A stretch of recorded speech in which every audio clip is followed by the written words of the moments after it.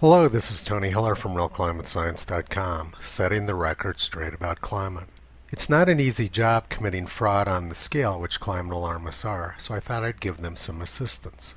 I've developed some new software which will give them a boost in identifying which critical data they should be hiding. But first, there's some important news out of Washington, D.C.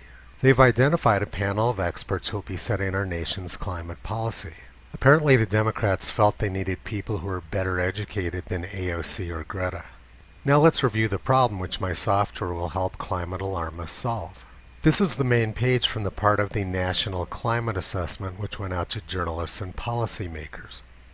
This page contains a lot of graphics. Here's one which shows heat waves increasing since 1960.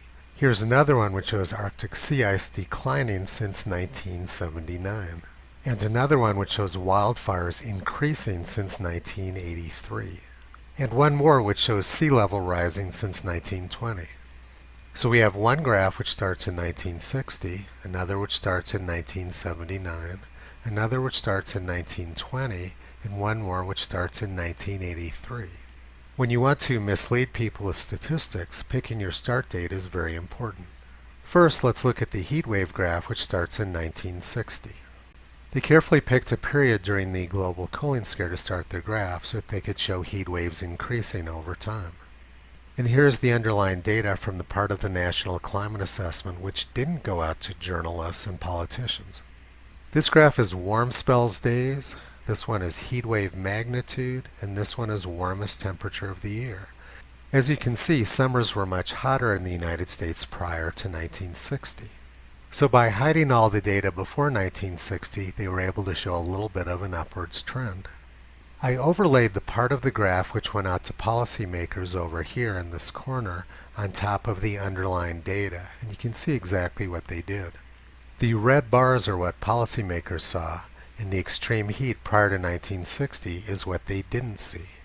People may consider this sort of behavior to be shocking, but it's actually standard operating procedure for climate alarmists. This graph shows in pink all the data that was hidden from journalists and policymakers. This next graph is the one which shows wildfires increasing in the U.S. since 1983. And this graph of U.S. forest fires from the U.S. Forest Service is the one which didn't go out to journalists and politicians. And you can see why they hid all the data before 1983, because there was a lot more burn acreage in the United States prior to 1983. Burn acreage in the U.S. is down about 80% since the 1930s. This shouldn't be surprising to anyone because it was very hot and dry during the 1930s. Fires are associated with heat and droughts. There's very close correlation between heat waves and burn acreage. This next graphic overlays the graph which went out to journalists and policymakers over here on top of the data which didn't go out to journalists and policymakers. You can see the breathtaking fraud which is going on here. They carefully cherry-picked one year where they could show an increasing trend in wildfires, even though U.S. wildfires are down 80%. And this graph shows in pink all the data that was hidden. Now let's look at the Arctic sea ice extent graph, which starts in 1979. Starting in 1979 makes it look like sea ice extent is decreasing linearly. And now let's look at the data which is being hidden.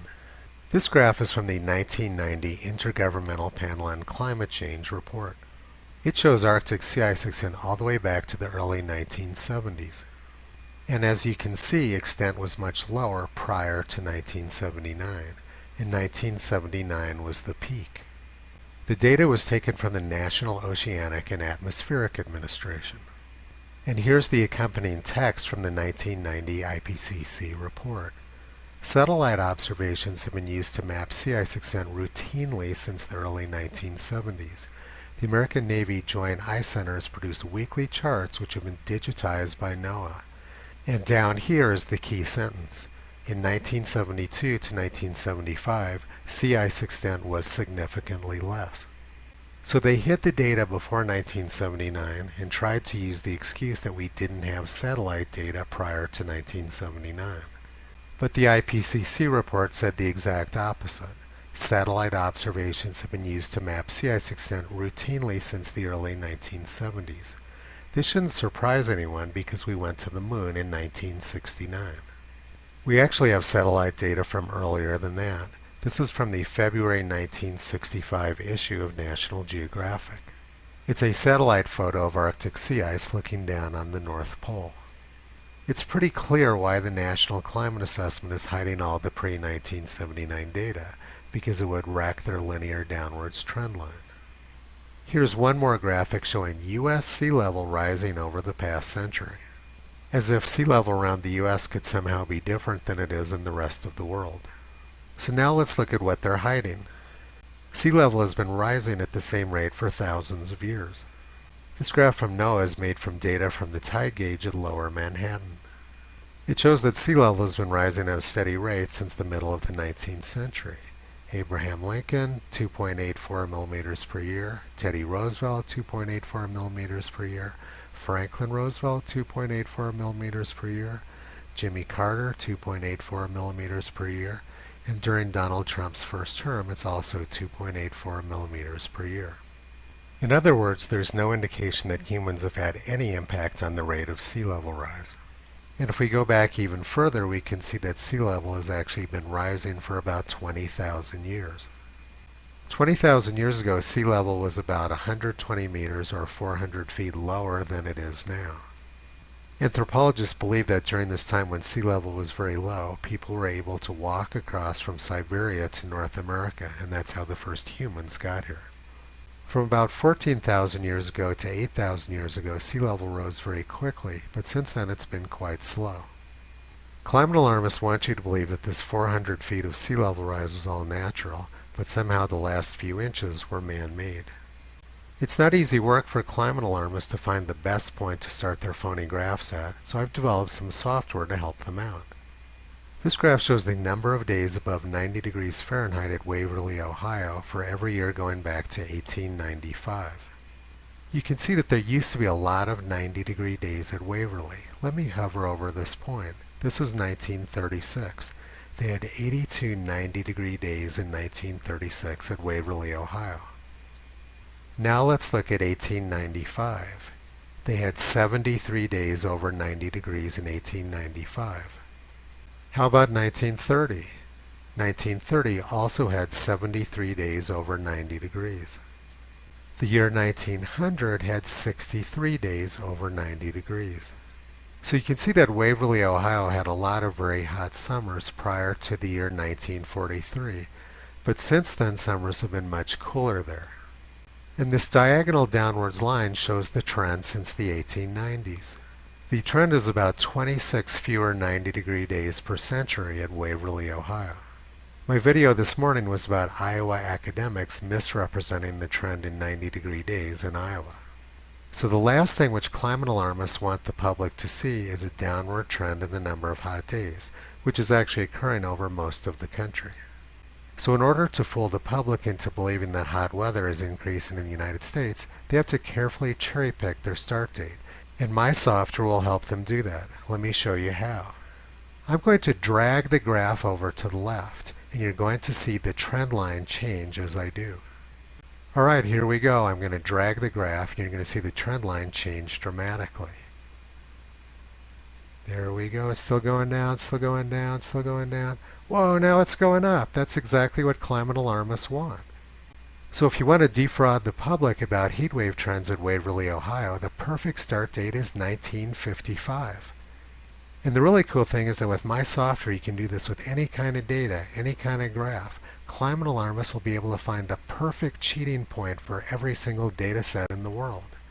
I'm open to suggestions what I should name this climate fraud tool, and I think I should charge them a lot of money for it. Going back to being serious, you might have noticed that I've been posting a lot of graphics recently.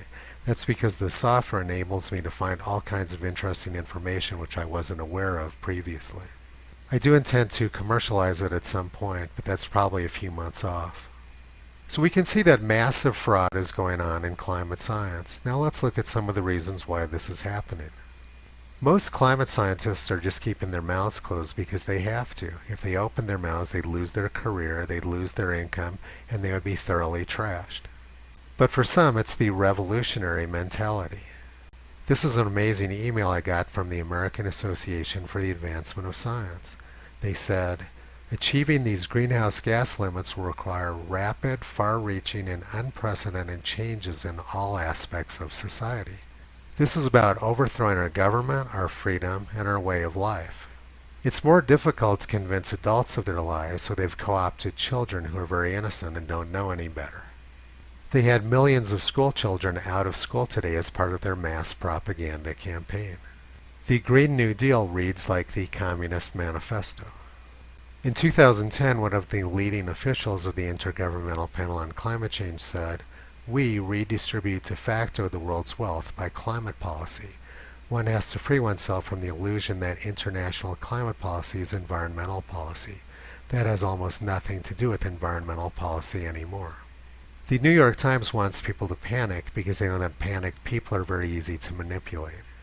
And the Washington Post also wants people to panic, saying that the world's going to end in a little over 11 years. Same story is from the UN 30 years ago. June 30th, 1989. Grim forecast. A senior environmental official at the United Nations, Noel Brown, says entire nations could be wiped off the face of the earth by rising sea levels if global warming is not reversed by the year 2000. Climate alarmists want you to believe that this is a scientific thing, not a political one. In 2013, President Obama tweeted that 97% of the world's scientists agree that we're in a climate crisis. That same year, the American Meteorological Society took a survey of their professional members. They were asked, is global warming happening? If so, what is its cause? Look at the results for the top row. Yes, mostly human. 52% of respondents agreed with that, and only 37% of professional forecasters. So just over one-half of all professional members of the American Meteorological Society agreed that global warming was mostly man-made, and just over one-third of professional forecasters. They were not asked if global warming was dangerous or if we're in a crisis. They probably would have been laughed at had they asked such a ridiculous question. What we're seeing is an attempt to overthrow our government and way of life by some very unscrupulous people. They are willing to lie, cheat, and abuse children in order to achieve their political goals.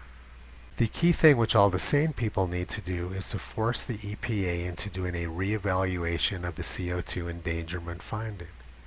That is the legal document which will allow climate alarmists to destroy our way of life. Tell your politicians and everyone you know that they need to demand that the EPA CO2 endangerment finding is revisited. That is the critical thing in getting the scam stopped. Visit Toto on the web at realclimatescience.com. He's been pulling back the curtain on junk science and propaganda for a long time.